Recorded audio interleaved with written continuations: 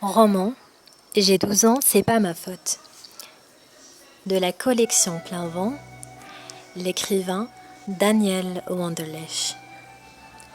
Chapitre 1. L'accident. Il a raison Samuel de dire que j'ai eu de la chance. C'est vrai qu'aujourd'hui, je pourrais être dans une famille qui ne m'aimerait pas et qui m'aurait peut-être mise en pension chez des curés pour se débarrasser de moi. Il y a des gens qui le font, beaucoup de gens, même avec leurs propres enfants. Après, ils leur achètent des jouets pour Noël, et même les plus chers, pour se faire pardonner. C'est vrai que j'ai eu de la chance, mais quand même, il oublie que je suis orphelin, et que c'est pas facile pour moi de grandir. C'est un mercredi du mois d'avril que tout s'est détraqué pour moi.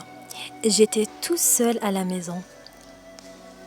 Ça m'arrivait souvent quand je faisais mal mes devoirs. Au lieu de sortir comme les autres, je recommençais mes écritures. Et cette fois-ci, en plus des écritures, je devais aussi préparer à manger pour toute la famille. Maman avait bien insisté pour que tout soit prêt à midi. Elle était toujours à l'heure, ma mère. Elle avait des défauts comme ça. C'est ma mère qui conduisait. C'était comme ça depuis plusieurs mois, à cause de papa. Ce jour-là, elle devait les mener à la clinique pour lui faire examiner les yeux. Encore une fois, il fallait qu'on sache enfin si c'était opérable. Et pendant les examens des yeux, ma mère devait faire les courses au supermarché avec Christophe. Depuis le temps qu'on en parlait, on avait bien dit qu'on l'achetait ensemble, cette méthode d'anglais. Mais à cause de ma punition, il n'en était plus question. Christophe la choisirait seul avec maman. À 12h30, j'attendais toujours le retour de la voiture. Personne à l'horizon.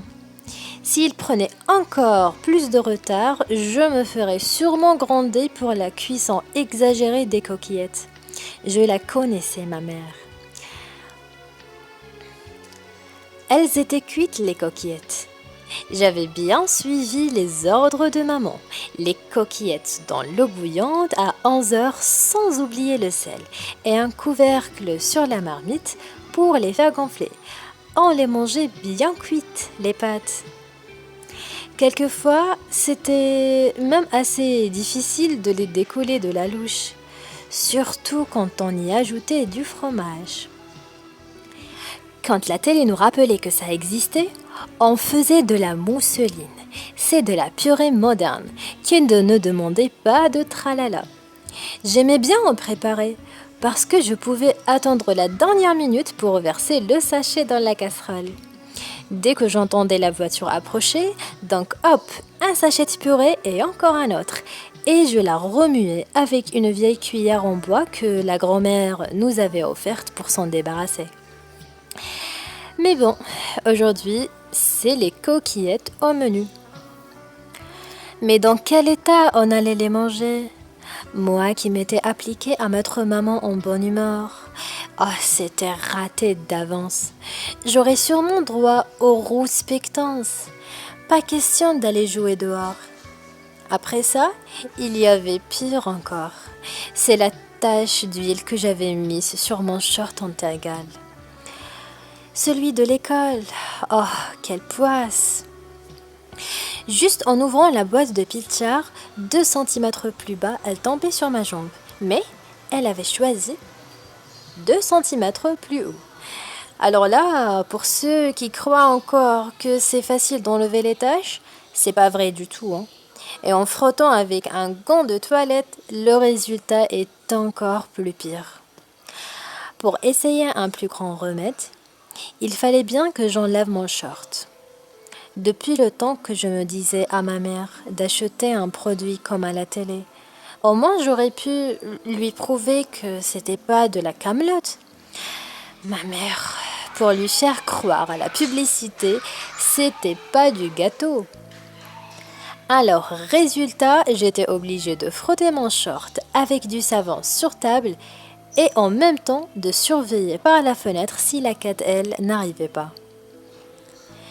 Et c'est de cette manière que j'avais vu tout ce monde devant la maison de grand-mère. Nous, on l'appelait grand-mère parce que nos parents ne voulaient pas qu'on dise la vieille. Mais pourtant, ils le disent entre eux. On les avait entendus plusieurs fois.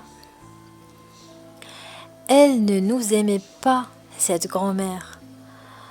On lui avait rien fait, Christophe et moi. Mais elle ne nous aimait pas. Et puis c'est tout. En plus, pour se rendre antipathique, elle était tout le temps saoule de vin blanc. Ça, on l'avait pas choisi, notre grand-mère. Papa, il avait choisi un peu, plus que nous, puisque c'était sa mère. Mais il était quand même fâché avec. Même les jours où elle n'achetait pas le vin, il y avait des disputes entre eux, à cause d'un partage de terrain qu'on ne voulait pas nous expliquer. Bien sûr, tous ces gens stationnaient là-bas en compagnie de la vieille. Ça m'avait étonnée. Surtout qu'elle regardait vers ici. Nous et les voisins, c'était plutôt bonjour, bonsoir, sauf au premier jour de l'an,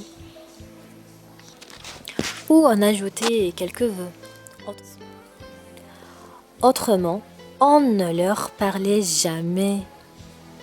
Il y avait même les gendarmes.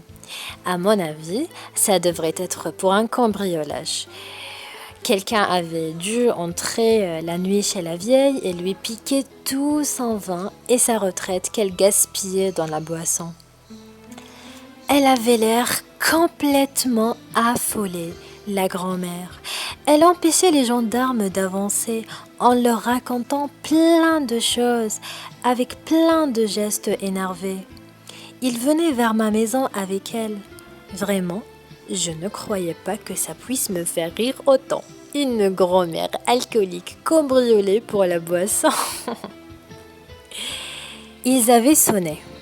Mince, il était tous les trois devant le portail.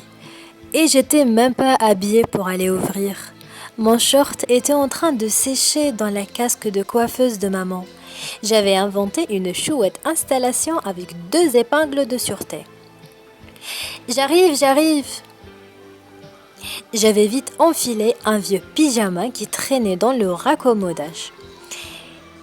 Je n'avais pas l'air fin, quand même. Parce qu'il manquait l'élastique, je devais la tenir avec une main.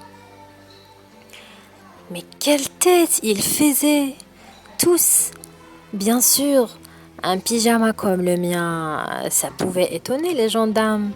Mais c'était quand même pas à cause de lui que la grand-mère se mettait à pleurer, non?